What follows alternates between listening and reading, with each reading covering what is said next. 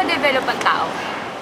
Ayon kay Carl Jung, dahil ito sa attraction. Proximity, ito yung kadalasang pagkikita ng dalawang tao na nagtutungo sa mas malalim nilang pag-uugnay. Ugnayan? Oo, proximity yon.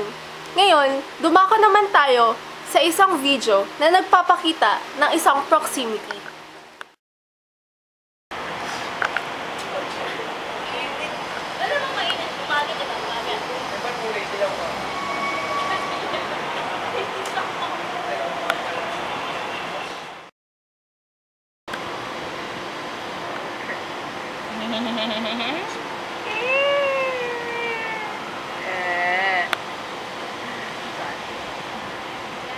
Nakita nyo na ang proximity.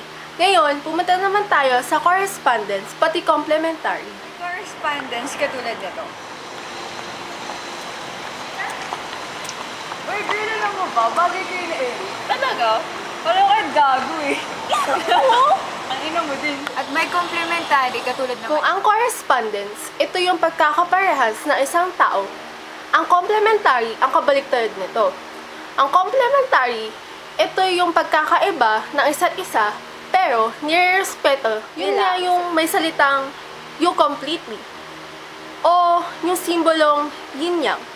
Yan ang complementary. At yan ang attraction ni Carl Jung, ang complementary at ang correspondence nito.